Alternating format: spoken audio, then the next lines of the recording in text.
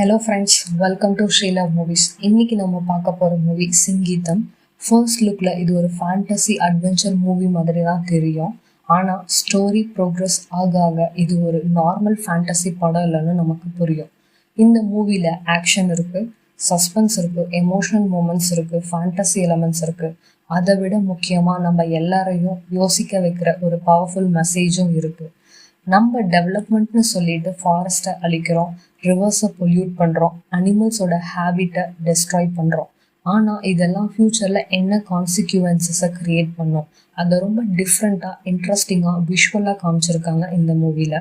ஒரு பக்கம் மர்மமான உலகம், இன்னொரு பக்கம் ஹியூமன்ஸோட பேராசை. இதுக்குள்ளே நடக்கிற எமோஷ்னல் ஜேர்னி தான் இந்த படத்தோட ஹைலைட். ஸ்டோரியில் வர ஒவ்வொரு கேரக்டரும் ஒரு பர்பஸோட தான் வருவாங்க. ஸ்டார்டிங்கில் சிம்பிளாக தெரிஞ்ச சில சீன்ஸ் கிளைமேக்ஸ் வரைக்கும் போன அப்புறம் தான் அதோட ரியல் மீனிங் புரியும். இந்த மூவி என்டர்டைன்மெண்ட்டுக்கு மட்டும் இல்லை, நம்ம லைஃப்க்கு ரிலேட் பண்ணக்கூடிய நிறைய லெசன்ஸும் இருக்குது. நேச்சர் நமக்கு எதிரி இல்லை, அது நம்ம வாழ்வின் ஒரு பகுதி. படத்தோட கான்செப்ட் ரொம்ப டிஃப்ரெண்ட்டாக இருக்குது. கிளைமேக்ஸ் வரைக்கும் க்யூரியாசிட்டி மெயின்டைன் பண்ணும். அதனால் ஸ்கிப் பண்ணாமல் ஃபுல் வீடியோவை பாருங்கள். வீடியோ பிடிச்சிருந்தா சப்ஸ்கிரைப் பண்ணிவிட்டு சப்போர்ட் பண்ணுங்கள். சரி, இப்போ ஸ்டோரிக்குள்ள போகலாம். படம் ஆரம்பிக்கும் போதே ஒரு லேடியோட கை ஃபுல்லா பிளட்ல இருக்க மாதிரி காமிக்கிறாங்க. என்ன நடந்திருக்குன்னு யோசிக்கிற நேரத்துல சீன் கட் ஆகி ஹீரோ பிரதாப் ஜெயில இருக்கிறத காமிக்கிறாங்க.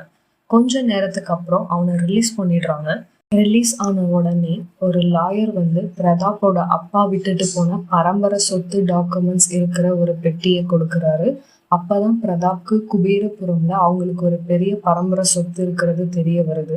அதை சேல் பண்ணினா லைஃப் டைம் செட்டில்மெண்ட்னு நினைச்சு கொஞ்ச நாள்ல பிரதாப் குபேரபுரம்க்கு போறான். குபேரபுரங்கிறது தங்கம் எடுக்கிற ஒரு ஊரு. முன்னாடி இந்த ஊர்ல எங்க பார்த்தாலும் பச்சை பசேல்னு மரங்களும் காடுகளும் நிறைஞ்சு ரொம்ப அழகா இருக்கும். ஆனா தங்கம் எடுக்கிற ஆசையில கொஞ்சம் கொஞ்சமா எல்லா மரங்களையும் வெட்டிட்டாங்க. அதனாலதான் இப்போ இந்த ஊர் மொத்தமா வறண்டு போய் ட்ரையா மாறிடுச்சு. கடைசியா ஒரே ஒரு மரம் தான் உயிரோட மிச்சம் இருக்கும். அந்த மரத்துலதான் கௌரின்னு ஒரு மிஸ்டீரியஸ் பொண்ணு வாழ்ந்துட்டு இருப்பா. இதே ஊருக்கு கீழே தான் பெரிய தங்க சுரங்கம் இருக்கு. அதை ஃபாரின் கம்பெனி கிட்ட சேல் பண்ண ரீனு அப்படிங்கிற ஒரு லேடி ட்ரை பண்ணிட்டு இருக்கா. பிரதாப் அண்ட் ரீனு இந்த டீல்ல சம்மந்தப்பட்டிருக்காங்க. பிரதாப் குபேரபுரம்ல இருக்க தங்க சுரங்கம் பில்டிங்குள்ள போகும்போது அதே நேரத்துல ரேணு ஒரு ஃபாரின் பையர் ஷவாலி கிட்ட தங்க சுரங்கத்தை சேல் பண்றத பத்தி பேசிட்டு இருப்பா. அப்பதான் இந்த டீல் பத்தி பிரதாப்க்கு தெரிய வருது. ஆனா ரேணுக்கு இவன் தான் ஒரிஜினல் பிரதாப்னு தெரியாது. அது ஒரு பக்கம் இருக்க, ஒரு மரம் ஒண்ணு அங்க இருக்கனால அந்த இடத்துல சுரங்கம் தோண்ட முடியலன்னு அவ பிரதாப் கிட்ட சொல்றா. ப்ராஃபிட் தான் முக்கியம்னு நினைச்ச பிரதாப் அந்த கடைசி மரத்தையும் அழிக்க முடிவு பண்றான். கௌரி எவ்வளவோ ட்ரை பண்ணியும் அந்த மரத்தை காப்பாற்ற முடியல. கடைசியில அந்த ஒரே ஒரு மரத்தையும் வெட்டிடுறாங்க. மரம் கீழே விழுந்த உடனே கௌரி டைரக்டா சாமி இருக்கிற குகைக்குள்ள விழுந்துருவா. அங்க போய் அவ ரொம்ப வேதனையோட சொல்லுவா, நிஜமாவே நீ இருந்தா தப்பு பண்ணினது இந்த மக்கள் தான். ஆனா என்னோட மரம் என்ன பாவம் பண்ணுச்சு? கோல்டும் பணமும் வேணும் அப்படிங்கிற பேராசையில கடைசியா இருந்த அந்த மரத்தையும் வெட்டிட்டாங்க. ஒருத்தரும் அந்த மரத்தை காப்பாத்தணும்னு வாய் திறக்கல. இப்ப இந்த ஊர் மக்கள் வாயை திறந்தா உண்மை மட்டும்தான் வெளியே வரணும் அப்படின்னு கோவத்துல சொல்றா.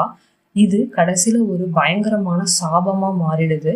அதோட எஃபெக்ட் என்னன்னா, குபேரபுரம்ல இருக்க யாராலையும் நார்மலா பேச முடியல. சந்தோஷமா இருந்தாலும், கோபமா இருந்தாலும், பயமா இருந்தாலும், சோகமா இருந்தாலும், எந்த எமோஷனா இருந்தாலும் வார்த்தையால பேச முடியாது. பாட்டு மூலமா தான் அவங்க ஃபீலிங்ஸை எக்ஸ்பிரஸ் பண்ண முடியும். இதை பார்த்த ஊர் மக்கள் எல்லாரும் பேய் பிடிச்சிருக்குன்னு பயந்து ஊரை விட்டு வெளியே போகலான்னு டிசைட் பண்றாங்க. ஆனா மற்ற இடம் கூட கனெக்ட் பண்ற ஒரே ஒரு பிரிட்ஜும் உடஞ்சு விழுந்துடும். இதோட இன்னொரு எஃபெக்ட் என்னன்னா, இந்த சாபத்துக்கு அப்புறம் குபேரபுரம்ல யாருனாலையும் பொய் பேச முடியாது, உண்மை மட்டும்தான் பேச வரும். இதனால பிரதாப் ஜெயில இருந்த உண்மையும், ரேணு தங்க சுரங்கத்தை ஃபாரின் கம்பெனி கிட்ட விற்க போட்ட பிளானும் மொத்தமா ஊர் மக்களுக்கு தெரிஞ்சிடுது. இதை கேட்ட உடனே யாருக்கும் சுரங்கத்துல ஒர்க் பண்ற இன்ட்ரெஸ்ட் இருக்காது. எல்லாரும் வேலைக்கு போறத ஸ்டாப் பண்ணிடுறாங்க. அப்போ பிரதாப் யோசிக்கிறான், எப்படியாவது இந்த சாபம் நீங்கணும்னா முதல்ல மக்கள் ஒர்க்குக்கு திரும்ப வரணும். அதனால அவன் எல்லாரையும் கன்வின்ஸ் பண்ணி மறுபடியும் ஒர்க் பண்ண வச்சிடுறான். அப்ப ரேணு கௌரி கிட்ட ஒரு உண்மைய சொல்றா. உன்னோட மரத்தை வெட்ட ஐடியா கொடுத்ததே பிரதாப் தான். அதை கேட்ட கௌரி ஷாக் ஆகி, எனக்கு இது முன்னாடியே தெரிஞ்சிருந்தா உன்னை மட்டும் இல்ல பிரதாப்க்கும் சேர்த்து சாபம் கொடுத்திருப்பேன் அப்படின்னு சொல்றா. இத கேட்ட ஊர் மக்களுக்கு இந்த சாபத்துக்கு காரணம் கௌரி தான்னு தெரிஞ்சிடுது. கௌரி நடந்த எல்லா விஷயத்தையும் சொன்னாலும் யாரும் அவளை நம்பல. மறுபடியும் அந்த குகைக்குள்ளேயே போக சொல்றாங்க.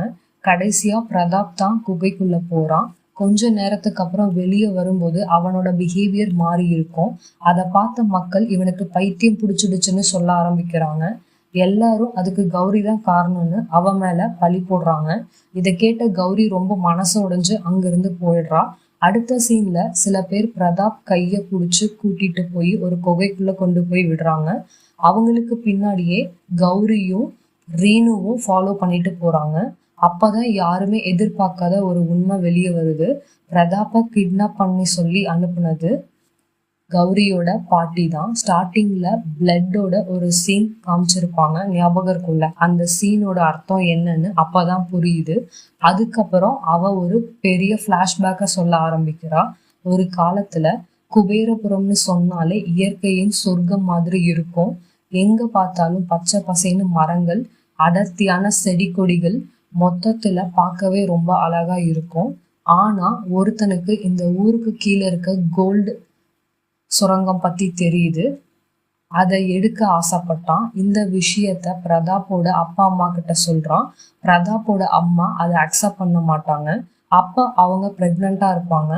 ஆனா ரீனுவோட அப்பா கௌரியோட பாட்டி மூலியமா கொஞ்ச நாள் வெளியூருக்கு போனா அவங்க ஹெல்த் நல்லா இருக்கும்னு பிரதாப்போட அம்மாவை நம்ப வைக்கிறாங்க. அதை நம்பி கிளம்புறதுக்கு முன்னாடி பிரதாப்போட அம்மா கௌரியோட பாட்டி கிட்ட இந்த மரத்தை பார்த்துக்கோ, நான் திரும்ப வருவேன்னு சொல்லிட்டு போறாங்க. ஆனா திரும்பி வந்தப்போ குபேரபுரம் மொத்தமா மாறிடுது. பச்சையா இருந்த ஊரு சுரங்கம் தோன்றனால அழிஞ்சு போயிடுது. ரேணுவோட அப்பா கோல்டு ஆசையில எல்லாத்தையும் டெஸ்ட்ராய் பண்ணியிருப்பாரு. இதை பார்த்த பிரதாப்போட அம்மா ரொம்ப அதிர்ச்சி அடைகிறாங்க. தென் அவங்க ஹஸ்பண்டும் இதுல ஒரு காரணம் தெரிஞ்ச உடனே கோவத்துல கீழே இருக்கிற குகையில விழுந்து உயிரை விட்டுடுறாங்க.